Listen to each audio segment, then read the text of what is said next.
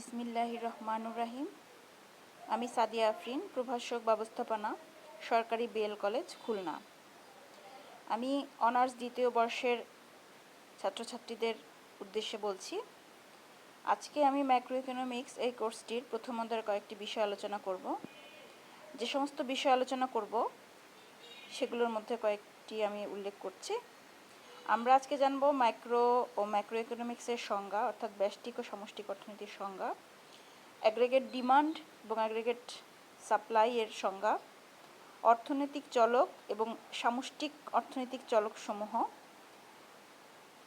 সামষ্টিক অর্থনীতিতে সামষ্টিক সমস্যাগুলোর ব্যাখ্যা আমরা জানব, উৎপাদন, ভোগ, সঞ্চয়, বিনিয়োগের সংজ্ঞা জানব, মুদ্রাস্ফীতি ও বাজেট ঘাটতি কী এটি সম্পর্কে জানব, আর জানব বেকারত্ব কী।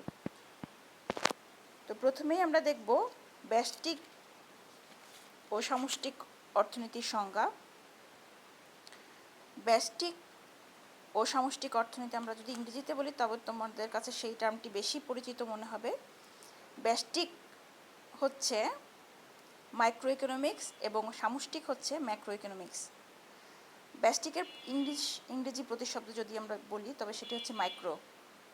এটি গ্রিক শব্দ থেকে উৎপত্তি হয়েছে। এর অর্থ হচ্ছে, মাইক্রো শব্দের অর্থ হচ্ছে ক্ষুদ্র। এতে হচ্ছে অর্থনীতির খণ্ড দিক আলোচনা করা হয়ে থাকে এবং এটাতে অংশবিশেষ আলোচনা করা হয় এবং কোনো একটা বিশেষ একটা নির্দিষ্ট ফার্ম, একটি পরিবার, একটি দ্রব্যের দাম, মজুরি, আয় সম্পর্কে পৃথকভাবে আলোচনা করা হয়ে থাকে। এখন আমরা এই সংজ্ঞা জানব যে অর্থনীতির যে শাখায় বিভিন্ন ব্যক্তি, প্রতিষ্ঠান বা সংস্থা সম্পর্কে পৃথক পৃথক আলোচনা করা হয়ে থাকে সেটি হচ্ছে মাইক্রো ইকোনমিক্স। এবং ম্যাক্রো ইকোনমিক্স হচ্ছে, ম্যাক্রো শব্দটি এসেছে গ্রিক শব্দ থেকে, ম্যাক্রোস থেকে আসছে এবং এর ইংরেজি শব্দ হচ্ছে ম্যাক্রো। এই শব্দটি উৎপত্তি হয়েছে এবং এর অর্থ হচ্ছে বৃহৎ। অর্থনীতিতে কোনো বিষয় যখন সামগ্রিকভাবে বা জাতীয় পর্যায়ে বিশ্লেষণ করা হয় তখন তাকে সামষ্টিক অর্থনীতি বা বৃহদায়তনিক পরিবেশ সম্পর্কে আলোচনা করা হয়ে থাকে, তখন সেটিকে ম্যাক্রো ইকোনমিক্স বলা হয়ে থাকে। তো ব্যষ্টিক আর সামষ্টিক অর্থনীতি আমরা জানলাম। এখন আমরা দেখব সামগ্রিক চাহিদা ও সামগ্রিক যোগান, অর্থাৎ অ্যাগ্রেগেট ডিমান্ড ও অ্যাগ্রেগেট সাপ্লাই সম্পর্কে জানব। বিভিন্ন মূল্যে সমাজে কী পরিমাণ দ্রব্য ও সেবা ক্রয় করতে আগ্রহী তাই হচ্ছে সামগ্রিক চাহিদা। এটি দ্রব্য এবং সেবার উপর ব্যয় এবং মূল্যের মধ্যে সম্পর্ক প্রকাশ করে। তোমরা দেখতে পাচ্ছ একটি চিত্র, এখানে সামগ্রিক চাহিদা এবং দাম দেখানো হয়েছে। যেখানে দাম যদি P1 হয় তবে অ্যাগ্রেগেট ডিমান্ড হবে PY এবং দাম যদি হয় P2 তখন অ্যাগ্রেগেট ডিমান্ড সেটি হবে Y2। এখানে যে রেখাটি আমরা দেখতে পাচ্ছি সেটি হচ্ছে অ্যাগ্রেগেট ডিমান্ড, অর্থাৎ দ্রব্য সেবার সামগ্রিক চাহিদা মূল্য স্তরের উপরে নির্ভরশীল। দাম বাড়লে বা কমলে অ্যাগ্রেগেট ডিমান্ড বাড়ে বা কমে। এখন আমরা দেখব সামগ্রিক যোগান বা অ্যাগ্রেগেট সাপ্লাই। অ্যাগ্রেগেট সাপ্লাই হলো দ্রব্য এবং সেবার এমন একটি পরিমাণ যা ব্যবসা খাত বিভিন্ন মূল্যে বিক্রয় করতে ইচ্ছুক। চিত্রটা দেখো ভালো মতো। এখানে দ্রব্য এবং সেবার মূল্য P দ্বারা নির্দেশ করা হয়েছে এবং সামগ্রিক যোগান AS অর্থাৎ অ্যাগ্রেগেট সাপ্লাই পরিমাণ বোঝানো হয়েছে। মূল্যস্তর P থেকে যখন P2-তে উন্নীত হয় তখন দ্রব্য এবং সেবার সামগ্রিক যে যোগান সেটি Y1 থেকে Y2-তে বৃদ্ধি পায়। এখন আমরা দেখব অর্থনৈতিক চলক বলতে আমরা কী বুঝি। অর্থনীতিতে যে সমস্ত ধারণা বা বিষয়বস্তু মান স্থান, কাল, পাত্র ভেদে ভিন্ন ভিন্ন হয় সেগুলোকে ইকোনমিক ভ্যারিয়েবল বলা হয়ে থাকে।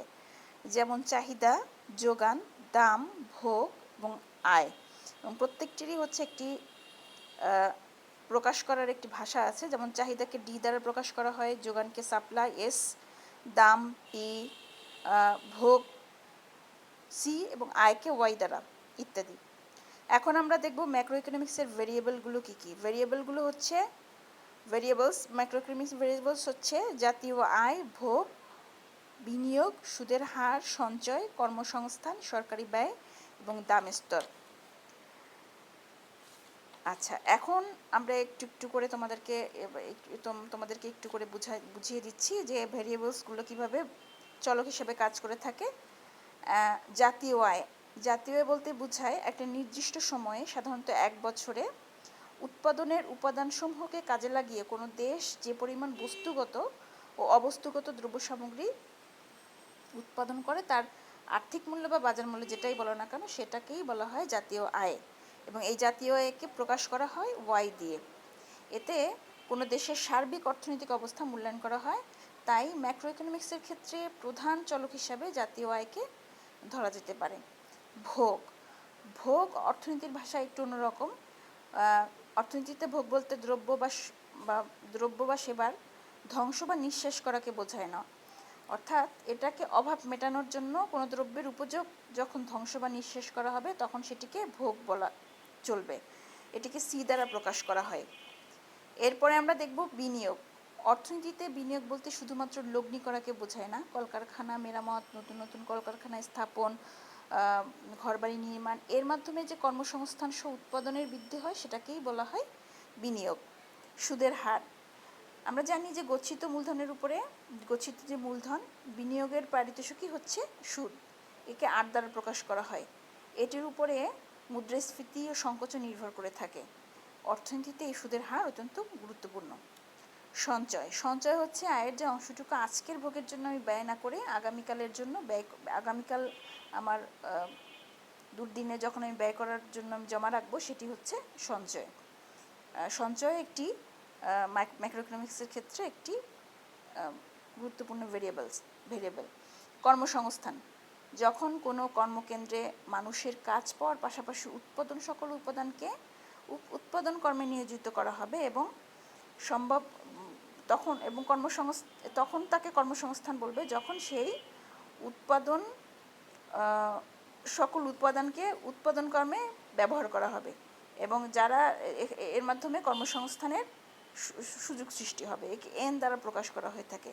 সরকারি আয় বলতে বোঝায় কোনো নির্দিষ্ট সময় সরকার জনগণের উদ্দেশ্যে যে সকল দ্রব্য ব্যয় সম্পন্ন করে তাকে সরকারি ব্যয় বলে থাকে।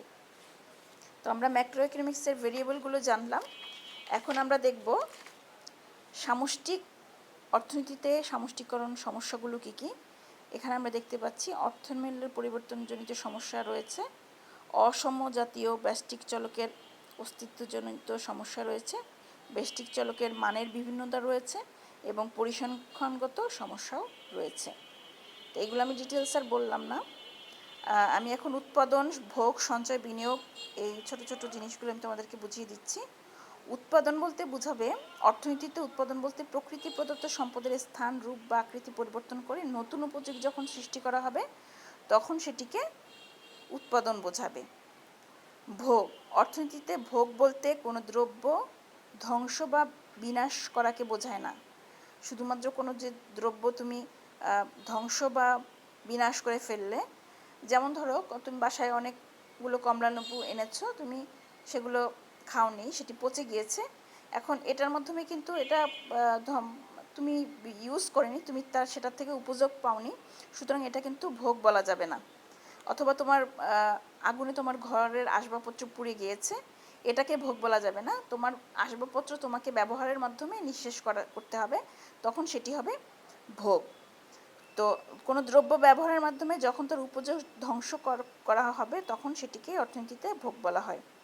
সঞ্চয়, সঞ্চয় হচ্ছে মানুষ তার আয়ের যে অংশ ভোগের জন্য, ভোগ থেকে মানে তুমি এখন ভোগ করবে না, ভবিষ্যতের জন্য জমা করে রাখবে, সেটি হচ্ছে সঞ্চয়। গাণিতিকভাবে একে এস দ্বারা প্রকাশ করা হয়ে থাকে এবং S is equal to Y minus C. এখানে ওয়াই হচ্ছে আয় এবং সি হচ্ছে ভোগ আয়। তো আয় থেকে যখন ভোগ আয় বাদ দেওয়া হবে তখন যেটি পাবো সেটি হচ্ছে সঞ্চয়। বিনিয়োগ, অর্থনীতিতে বিনিয়োগ বলতে সমাজে মোট উৎপাদন বৃদ্ধি পায়, অর্থাৎ সময়ের প্রকৃত নতুন মূলধনের সৃষ্টিকে বিনিয়োগ বোঝায়। আমরা বিনিয়োগ সম্পর্কে আরও একটি সংজ্ঞা একটু আগে আমি তোমাদেরকে বলেছি। যে বিনিয়োগ হওয়ার জন্য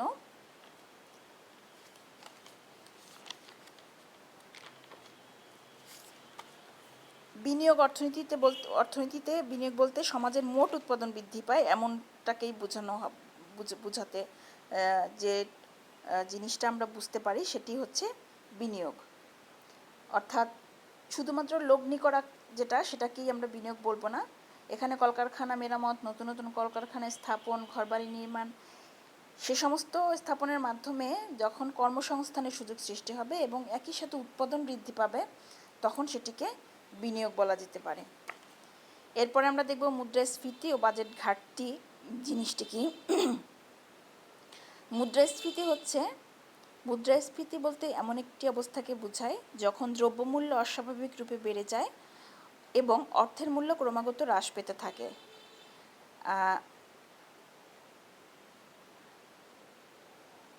আরেকটি আমরা সংজ্ঞা জানব, সেটি হচ্ছে বেকারত্ব। বেকারত্ব হচ্ছে কাজ করতে ইচ্ছুক কিন্তু উক্ত কাজের জন্য শারীরিক ও মানসিক সামর্থ্য থাকা সত্ত্বেও চলতি মজুরিতে কাজ না পাওয়ার যে অবস্থা, সেটিকে বেকারত্ব বলে। তো প্রিয় শিক্ষার্থী, আজকের সেশন এ পর্যন্তই। তোমরা সবাই ভালো থেকো, সুস্থ থেকো। এই করোনাকালীন সময়ে তোমরা সবাই নিরাপদে থেকো এবং তোমরা পড়াশোনার প্রতি একটু মনোযোগী হও। নিশ্চয়ই আমাদের অনলাইন ক্লাস চলতে থাকবে। যে কোনো সময় এই বিশ্ববিদ্যালয় খুলে দেওয়ার ঘোষণা আসতে পারে। তোমরা সেভাবেই প্রস্তুতি নিতে থাকো এবং পড়াশোনার সাথে যুক্ত থাকো। ইনশাল্লাহ তোমাদের সাথে সরাসরি ক্লাসে দেখা হবে। আল্লাহ হাফেজ।